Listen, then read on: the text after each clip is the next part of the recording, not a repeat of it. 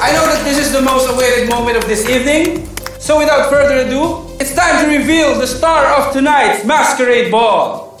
And let's all give a round of applause to our birthday celebrant, Venice Hermoso Palma!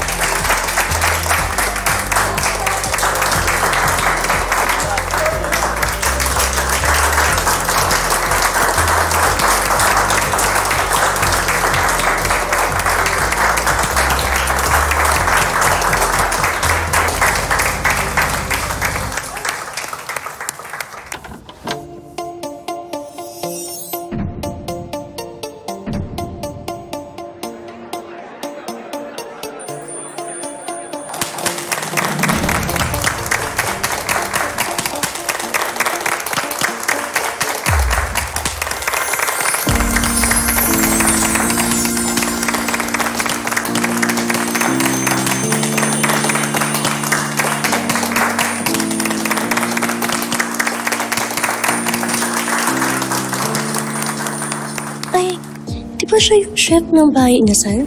Ang guwapa. Oo nga, sobrang ganda. Parang Diyosa.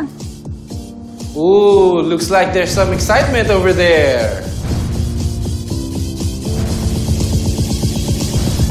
Si Tata? Anong ginagawa niya rito? I invited her. What? Bakit mo inimbita si Tata dito? Vivian, nandito na siya. Hindi naman na natin siya pwede ipagtabuyan.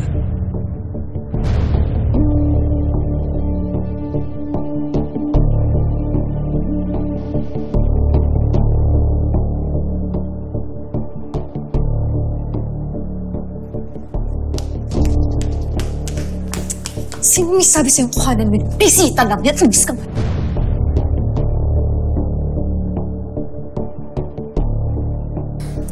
Hindi talagang Tata na yan. Inimbita ko siya, Mami, para ipahiya. Pero tinalbugan niya pa yung gown ko, Mami. Hindi dapat ganito. Kasalanan mo yan. Gaga kay. Bakit mo siya inimbita?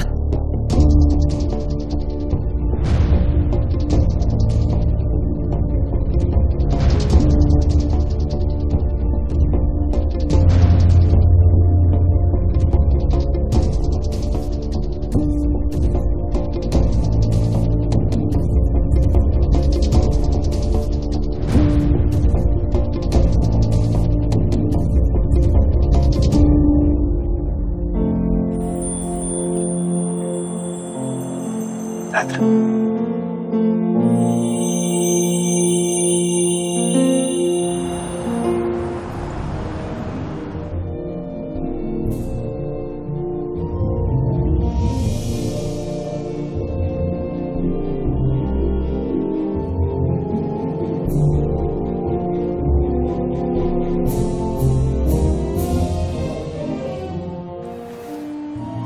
Sino yung lalaking kasama at kasayaw ni Tata?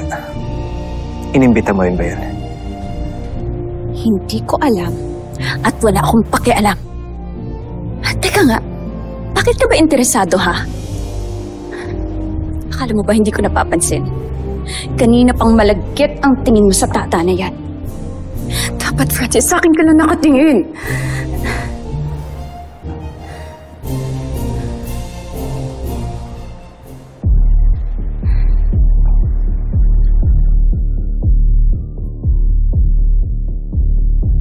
Sir, excuse me.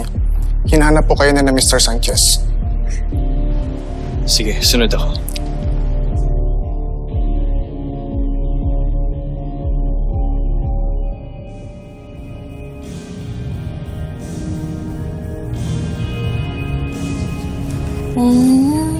Wow! Amazing. Hindi ako tanga, Tata. I know what you're trying to do. You're trying to upstage me at my own birthday party. Hindi ko naman siguro kasalanan kung mas maganda ako sa'yo.